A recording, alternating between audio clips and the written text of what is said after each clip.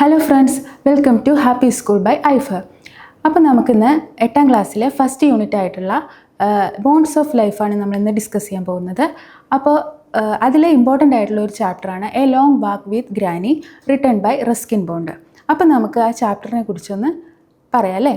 അപ്പോൾ എന്താ മക്കളെ ബോൺസ് ഓഫ് ലൈഫ് എന്ന് പറഞ്ഞാൽ? നമ്മൾ പലതരത്തിലുള്ള ബോൺസ് കേട്ടിട്ടുണ്ടല്ലേ. അപ്പോൾ നമ്മൾ കെമിസ്ട്രിയിൽ തന്നെ പല ബോണ്ടിങ്ങുകളെ കുറിച്ചിട്ടും അതൊക്കെ കേട്ടിട്ടുണ്ടല്ലേ. അപ്പോൾ ഇവിടെ ബോണ്ട് എന്ന് പറയുന്നത് ബന്ധമാണ് അല്ലേ, ഒരു റിലേഷൻഷിപ്പ്, ഒരു ഇമോഷണൽ കണക്ഷനെ കുറിച്ചിട്ടാണ് പറയുന്നത്. അപ്പോൾ ഇവിടെ നമ്മളെ ഗ്രാൻഡ് പാരൻസും നമ്മുടെ കൊച്ചുമക്കളും തമ്മിലൊരു ബോണ്ടിങ് ഉണ്ട് അല്ലേ.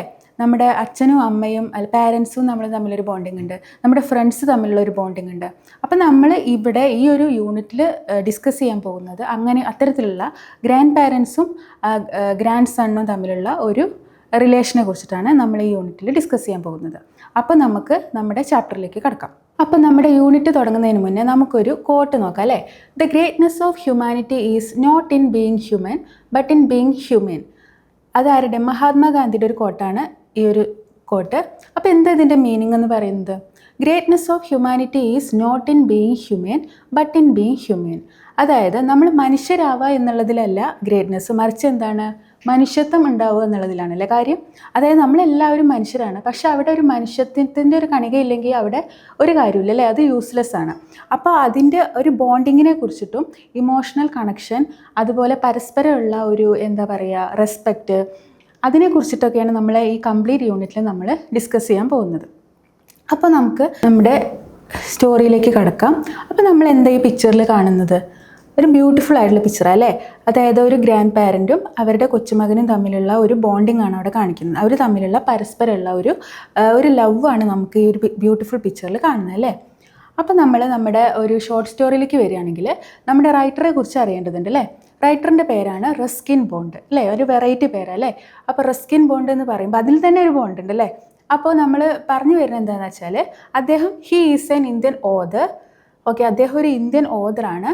His first novel the room on the roof published in 1956 received the John Llewellyn Rhys prize. Okay, അപ്പോൾ അദ്ദേഹത്തിൻ്റെ ഫസ്റ്റ് നോവൽ എന്ന് പറയുന്നത് ദ റൂം ഓൺ ദ റൂഫാണ്. അത് പബ്ലിഷ് ചെയ്യുന്നത് 1956 ആ ഒരു വർക്കിന് അദ്ദേഹത്തിന് ലെവലിൻ റൈസ് പ്രൈസ് കിട്ടിയിട്ടുണ്ട്. പിന്നെ നമ്മളെ വളരെ ഇമ്പോർട്ടൻ്റ് ആയിട്ടുള്ള ഒരു കാര്യം, he was awarded the Padma Shri in 1999 and Padma Bhushan in 2014 അല്ലേ. അപ്പോൾ അദ്ദേഹത്തിന് നമ്മുടെ പ്രസ്റ്റീജിയസ് ആയിട്ടുള്ള പത്മശ്രീയും പത്മഭൂഷണും ലഭിച്ചിട്ടുണ്ട് ഇൻ 1999 ആൻഡ് 2014 റെസ്പെക്റ്റീവ്ലി. ഇനി നമുക്ക് നമ്മുടെ ഒരു സമ്മറിയിലേക്ക് കിടക്കാം അല്ലേ. അപ്പം നമ്മളിവിടെ ഒരു പിക്ചർ കാണുന്നുണ്ട് അല്ലേ. ഇതാണ് നമ്മുടെ മെയിൻ ക്യാരക്ടേഴ്സ്. ഈ ഒരു ഷോർട്ട് സ്റ്റോറിയിലെ മെയിൻ ക്യാരക്ടേഴ്സ് എന്ന് പറയുന്നത് ഒരു ഗ്രാനി, അതായത് ഒരു ഗ്രാൻഡ് മദറും അവരുടെ കൊച്ചുമകനുമായിട്ടുള്ള മണിയാണ്. ഓക്കെ, അപ്പോൾ അവരുടെ ഒരു യാത്രയാണ് നമ്മൾ ഈ ഒരു ഷോർട്ട് സ്റ്റോറിയിൽ പോർട്രേ ചെയ്യുന്നത്. അവർ യാത്ര പോവുകയാണ് അല്ലേ. അവർ മുസോറി എന്ന് പറഞ്ഞിട്ടുള്ള ഒരു പ്ലേസിലേക്ക് മുത്തശ്ശിയുടെ കണ്ണ് കാണിക്കാൻ, അതായത് മുത്തശ്ശിക്ക് പ്രോപ്പറായിട്ടുള്ള ഐസൈറ്റ് ഒന്നും ഉണ്ടായിരുന്നില്ല. അപ്പോൾ അത് മണി കണ്ടെത്തുകയും അവരെ ട്രീറ്റ് ചെയ്യാൻ വേണ്ടിയിട്ട് നമ്മുടെ ഒരു ഐ സ്പെഷ്യലിസ്റ്റ് ഹോസ്പിറ്റൽ മസൂറിയിലുള്ള അങ്ങനെ ഒരു ഹോസ്പിറ്റലിലേക്ക് ഇവർ രണ്ടുപേരും ചേർന്നിട്ടുള്ള ഒരു ജേണിയാണ് ഈ ഒരു സ്റ്റോറിയിൽ അല്ലേ. അപ്പോൾ നമുക്ക് ഈ ഒരു പിക്ചറിൽ തന്നെ ഒരു യാത്രയാണ് നമുക്ക് കാണാൻ കഴിയുന്നത് അല്ലേ. അപ്പോൾ നമുക്കൊരു സമ്മറിയിലേക്ക് കിടക്കാം. Granny, N elderly woman with very weak eyesight, lived in a quiet village where she had lovingly raised her grandson Mani after his mother passed away. അപ്പോൾ നമ്മൾ ഗ്രാനീനെ കുറിച്ചിട്ടാണ് പറയുന്നത് അല്ലേ. ഗ്രാനി എന്ന് പറഞ്ഞാൽ നമ്മൾ പറയുന്ന പോലെ തന്നെ ഒരു മുതിർന്ന സ്ത്രീ അല്ലേ. ഗ്രാനി, ഓക്കെ, ഗ്രാൻഡ് മദറാണ്. അവരുടെ ഐസൈറ്റ് എന്ന് പറഞ്ഞാൽ വളരെ വീക്കാണ്. അപ്പോൾ അവരൊരു വില്ലേജ് ഏരിയയിലാണ് അവർ ജീവിക്കുന്നത് അല്ലേ. അപ്പോൾ അവരാണ് അവരുടെ ഗ്രാൻഡ് സൺ ആയിട്ടുള്ള മണീനെ വളർത്തിയത്. അതായത് അമ്മയുടെ മരണശേഷം നമ്മുടെ മണീനെ നോക്കി വളർത്തുന്നത് ആരാണ്? നമ്മുടെ ഗ്രാൻഡ് മദറാണ്. Okay, her glasses were old and scratched and Mani and his father decided it was time to her to get new ones. അപ്പോൾ അവരുടെ ഒരു കാര്യം പറയുകയാണെങ്കിൽ അവരുടെ ഗ്ലാസസ് അത് വളരെ ഓൾഡും സ്ക്രാച്ച്ഡ് ആയിരുന്നു, അതായത് പൊട്ടിയതായിരുന്നു. അപ്പോൾ അവരെ മണിയുടെ ഫാദറും ഡിസൈഡ് ചെയ്യാണ് നമ്മുടെ ഗ്രാൻഡ് മദറിന് പുതിയ കണ്ണട വാങ്ങിക്കൊടുക്കണമെന്ന് അവർ തീരുമാനിക്കുകയാണ്. Though hesitant to travel far, granny agreed to visit the eye hospital in Mussoorie when Mani offered to go with her. അതായത് ഹെസിറ്റൻ എന്ന് പറയുമ്പോൾ ഹെസിറ്റൻ്റ് എന്ന് പറഞ്ഞാൽ മക്കൾക്ക് അറിയാം എന്താ വേർഡ് മീനിങ് എന്ന്. ഹെസിറ്റൻ്റ് എന്ന് പറഞ്ഞാൽ ഒരു മടി കാണിക്കുക, അതായത് ആദ്യം ഒരു മടി കാണിക്കുകയാണ്. മടി മീൻസ് ആദ്യം ഗ്രാൻഡ് മദറിന് താല്പര്യം ഉണ്ടായിരുന്നില്ല ഐ ഹോസ്പിറ്റലിൽ പോകാൻ. പിന്നെ മണി കുറച്ച് തീരുമാനിയും കൂടി ഗ്രാൻഡ് മദറിൻ്റെ കൂടെ പോവാന്ന് പറഞ്ഞപ്പോൾ ഗ്രാൻഡ് മദർ അതിനോട് സമ്മതിക്കുകയാണ്. Okay, together they set off on a long journey through rain, hills, forest and even a landslide that blocked their bus route. അതായത് അവരവരുടെ യാത്ര തുടങ്ങി. ആ സമയത്ത് എന്തൊക്കെ ഉണ്ടാവുന്നുണ്ട്, ഒരു റെയിനൊക്കെ മഴ പെയ്യുന്നുണ്ട്, അതുപോലെ ഒരുപാട് കുന്നുകൾ, ഫോറസ്റ്റ്, അതുപോലെ ഒക്കെ താണ്ടിയിട്ടാണ് അവർ യാത്ര ചെയ്യുന്നത്. അത് മാത്രമല്ല അവരുടെ ബസ് റൂട്ട് ബ്ലോക്ക് ആവുന്നുണ്ട്, ഒരു ലാൻഡ് സ്ലൈഡ് അവിടെ സംഭവിക്കുന്നുണ്ട് അല്ലേ, ഒരു മണ്ണിടിച്ചിൽ സംഭവിക്കുന്നുണ്ട്. അതിനുശേഷം undeterred they continued on foot, finally reaching Mussoorie. അങ്ങനെയൊക്കെ ഒരുപാട് പ്രതിസന്ധികൾ ഉണ്ടായിട്ടും ഒരുപാട് ഡിഫിക്കൽട്ടീസ് അല്ലേ, ലാൻഡ് സ്ലൈഡ് ഉണ്ടാവുന്നുണ്ട്, മഴ പെയ്യുന്നുണ്ട്. അപ്പോൾ അത്തരത്തിലുള്ള കാര്യങ്ങളൊക്കെ സംഭവിച്ചിട്ടും അവർ യാത്രയിൽ നിന്ന് പിന്മാറുന്നില്ല, അവരുടെ യാത്ര കണ്ടിന്യൂ ചെയ്യാണ്. അങ്ങനെ അവർ അതായത് അവർ നടന്നു പോവുകയാണ്. Okay they continued on foot finally reaching Mussoorie. അങ്ങനെ അവസാനം അവർ മസൂറിയിൽ എത്തുകയാണ്.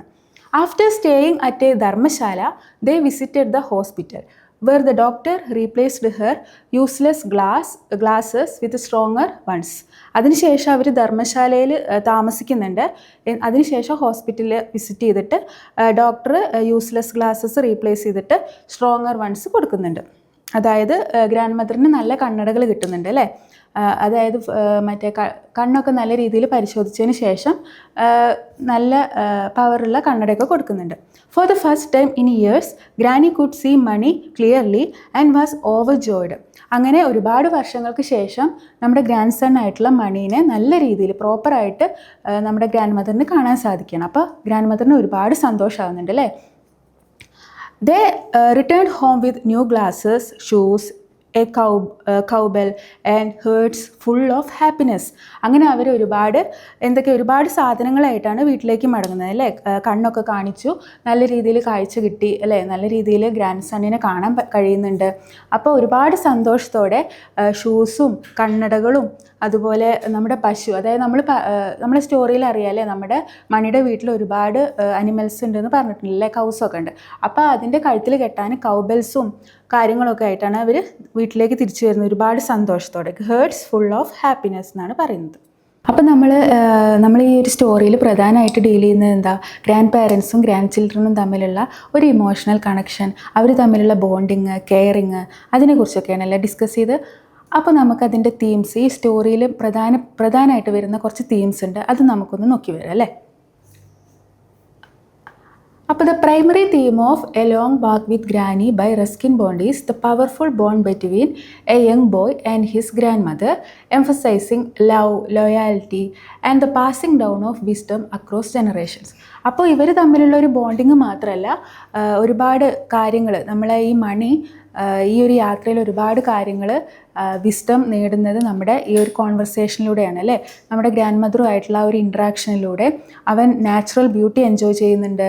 അതുപോലെ ഗ്രാൻഡ് മദറിൽ നിന്ന് ഒരുപാട് വിസ്ഡം അവർ നേടുന്നുണ്ടല്ലേ, ഒരുപാട് അറിവുകൾ, അവനറിയാത്ത ഒരുപാട് കാര്യങ്ങൾ ഗ്രാൻഡ് മദറിൽ നിന്ന് അവന് ലഭിക്കുന്നുണ്ട്. അപ്പോൾ ഈ യാത്ര എന്ന് പറയുന്നത് അവർ തമ്മിലുള്ള ഒരു ബോണ്ടിങ്ങിൻ്റെ ഒരു ഡെവലപ്മെൻറ്റ് കൂടിയായിരുന്നു അല്ലേ.